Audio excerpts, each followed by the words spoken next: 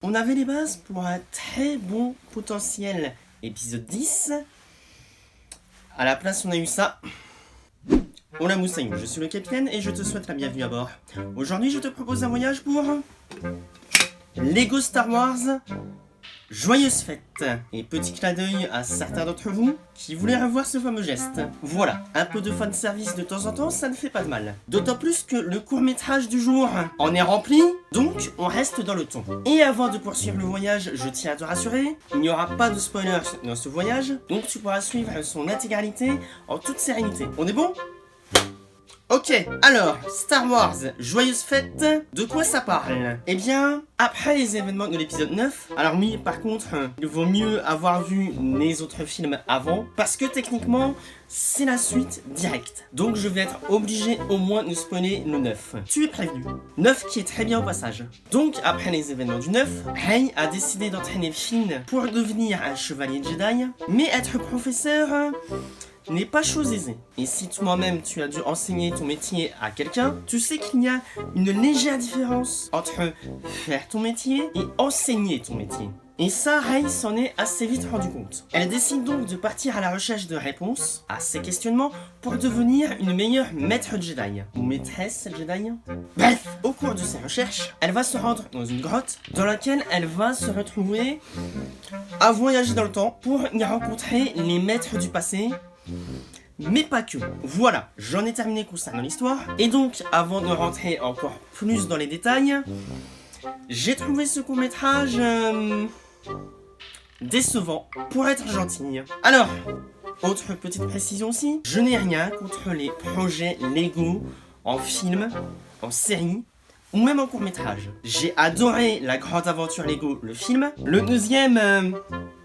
Si tu veux plus de détails, je mettrai le lien de ma critique en description. J'ai adoré le film Lego Batman. J'adore vraiment Star Wars. Donc dans l'idée, mélanger Lego et Star Wars, pourquoi pas? Encore une fois, on a réussi à faire quelque chose de très bien avec Lego Batman. Donc Lego Star Wars, ça aurait dû être du même niveau, non? Non. Et pourtant, il y avait matière à faire quelque chose. C'est ça qui est frustrant. Je m'explique. Faire réaliser à Rey que, malgré ses exploits, elle ne soit pas un si bon professeur que ça, comme Luke l'avait été dans le passé. Dans l'idée, très bon parallèle. Mais dans les faits, c'est plus une excuse pour le fanservice et le gag facile. Alors, dans l'idée, je n'ai rien contre l'humour dans une histoire sérieuse. Au contraire même. Quand c'est bien géré, cela te permet d'avoir une certaine dose d'émotion pour les personnages, car comme tu as passé du bon temps avec eux, tu n'as pas envie que ces derniers souffrent. Mais malheureusement, l'humour est vraiment le gros point noir de ce court-métrage, car en définitive, l'histoire est plus un prétexte aux gags faciles qu'à un véritable intérêt scénaristique. Pour dire aussi en même pas une heure, t'as pas vraiment le temps de développer grand chose si tu ne fais qu'enchaîner les gags. Triste d'ailleurs de voir que des courts-métrages de plus faible durée arrivent à te faire avoir davantage d'émotions que ça. Je t'en mettrai d'ailleurs quelques exemples en description. Pourtant, encore une fois, l'idée est très bonne, surtout que cela aurait permis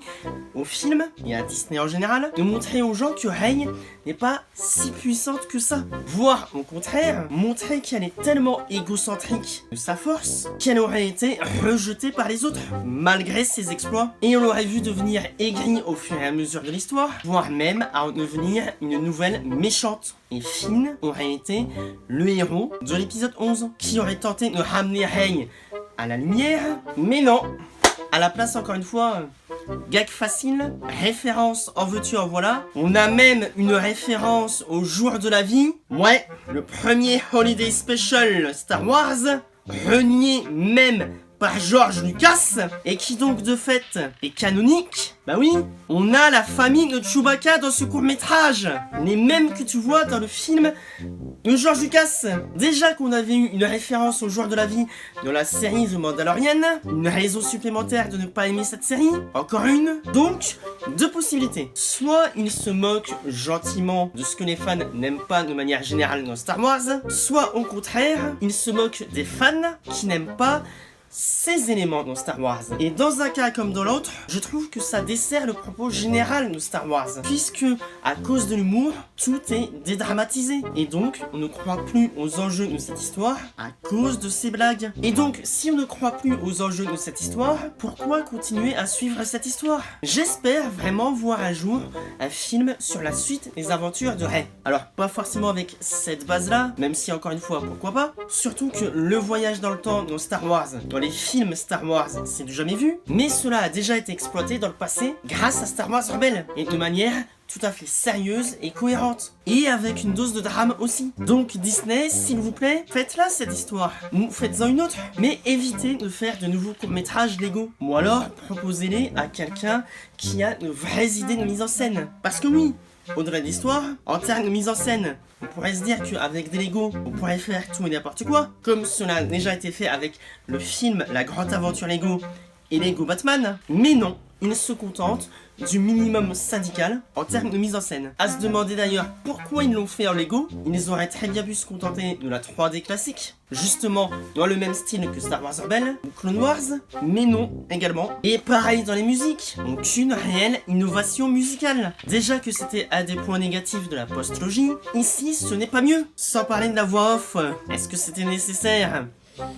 Je ne pense pas, mais ça à la rigueur c'est une autre histoire. Qu'est-ce que je pourrais te rajouter de plus Si tu n'as pas aimé les 9 films, tu peux potentiellement aimer ce court-métrage, puisqu'il se moque allègrement de la majorité de ce qui s'est passé dans ces films, mais tu risques d'être déçu malheureusement, parce qu'il se moque aussi des films précédents, et malheureusement pas de manière intéressante. Et c'est vraiment dommage, encore une fois. Mais si je devais quand même lui donner une note... Ouais. Pour le potentiel gâché encore une fois. Mais, et toi? Est-ce que tu aimes les films Lego? Est-ce que tu aimes les courts-métrages Lego? Est-ce que tu aimes Star Wars? N'hésite pas à me le dire dans les commentaires. N'hésite pas aussi à liker, à t'abonner, à partager et à clocher. Bref, c'était le capitaine qui te parle de Camille qui te dit à bientôt pour une nouvelle traversée.